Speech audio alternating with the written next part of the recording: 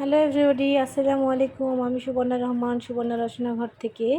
আজকে আমি যে রেসিপিটা এনেছি সেটি এত মজাদার যে কারোই ভালো লাগবে।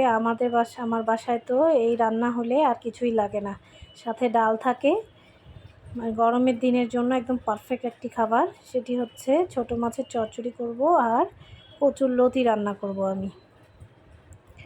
এই রেসিপি দুটি আপনাদের সঙ্গে শেয়ার করব। ছোট মাছ রান্নার জন্য আমি ছোট মাছ ধুয়ে সুন্দর করে রেখেছি, আলু কেটে রেখেছিলাম, সব দিয়ে দিলাম কড়াইয়ে। আলু, ছোট মাছ, পেঁয়াজ, মরিচ, টালা জিরার গুঁড়া, লবণ, হলুদ সব দিয়ে আমি সুন্দর করে আগে মাখায় নিব।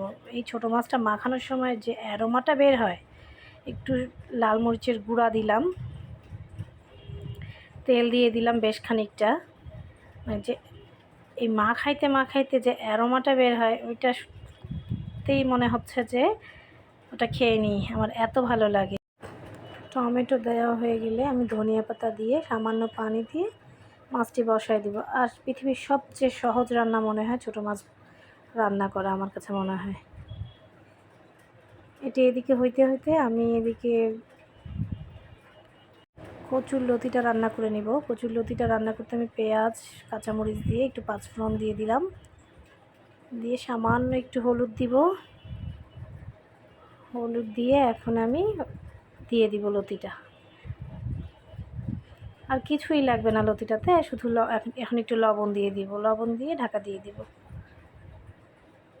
এটা আমার বরের খুবই পছন্দের একটি খাবার, সে খুবই পছন্দ করে।